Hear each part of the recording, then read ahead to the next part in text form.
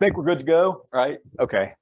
Want to just give you a real brief overview of the train ride my wife and I went on in October out in Colorado. And as Larry mentioned, he's actually been on this train ride. And I've looked at a lot of videos through the years of, different train rides around the country, but there's nothing like really experiencing yourself. So of course, these slides won't do it justice. You can go to the next slide. Just to orient you, there's a map of the far west US, and the red on there would be the standard gauge Denver and Rio Grande Western as it existed back in the early 1900s. And then all the thicker black lines are the narrow gauge that the Denver and Rio Grande Western operated back then. So I marked on there where Durango is in southwest Colorado, and then Silverton, and that the tracks reached Durango in 1881 and in Silverton in 82, and basically to sort of tap the mineral wealth of southwest Colorado. So that's about 45 miles from Durango to Silverton. And of course, most of this track out there doesn't exist anymore, but the Durango Silverton part does. And then there's another tourist railroad down there along the New Mexico Colorado border, the Cumbres and Toltec, I think it's called, that was also part of the Denver and Rio Grande Western back in the 1900s. You go to the next. So your train ride begins at Durango, and I put the elevation on there just to give you an idea. You're already pretty high at Durango, over 6,000 feet, but you're going to climb about 3,000 feet to get up to Silverton, and that's the Durango train station where your ride begins. You can go to the next. And if you ever do go out there and take this train ride, I'd recommend you give yourself some time to visit the well, you don't get to go in the roundhouse, but one end of the roundhouse they've made into a museum. Our train was to depart at 9 a.m. So we got there probably about 8 and were able to tour it's a really, really nice museum. So if anybody's ever out there and does this, you want to be sure to see the museum. The roundhouse would be great to go through, but you can't even get over to it, of course. So there's the locomotive that pulled our train ride. That's me and my wife. And this was one of 10 282 narrow gauge, 3-foot narrow gauge locomotives built by the Baldwin Locomotive Works in Philadelphia in 1925. And apparently these were the last narrow gauge locomotives built totally new.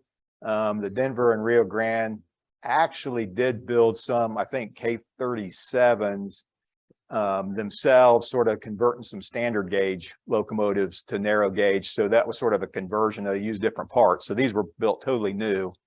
But the K stands for the Mikado, the 282 wheel arrangement. And then the 36 is actually, it was 36,000 or a little over 36,000 tractive effort, I guess.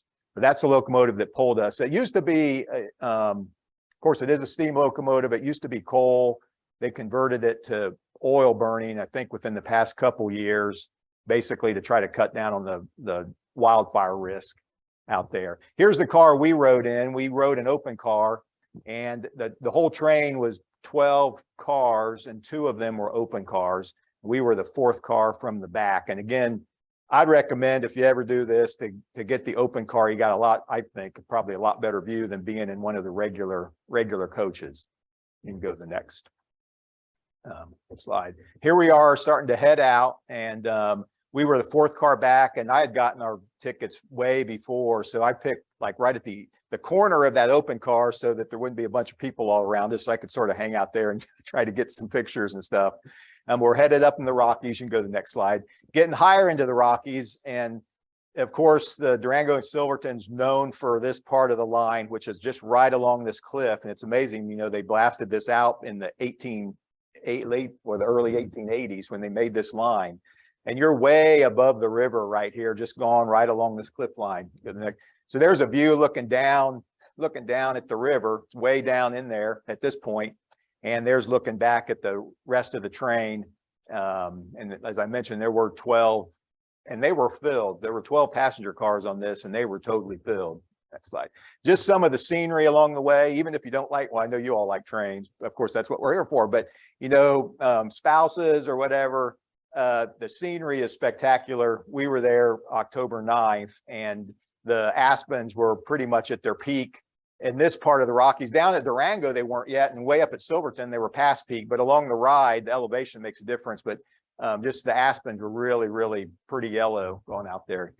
Just some more of the scenery along the ride. And you also get right down by the river. You're not always way up on a cliff line. Sometimes you're right down by the river. And here's another view where we're right just following the river. And then the scenery the whole way really is pretty amazing. Next slide. And you do get to see some of the history there. It's years back, but still a few old freight cars left around from when it was, you know, operating, not just a tourist line, but an operating railroad. Next, there's just a couple more, and there's the up in the upper left corner. There's not as much sort of remnants of the old mining operations, but there's a little bit here and there.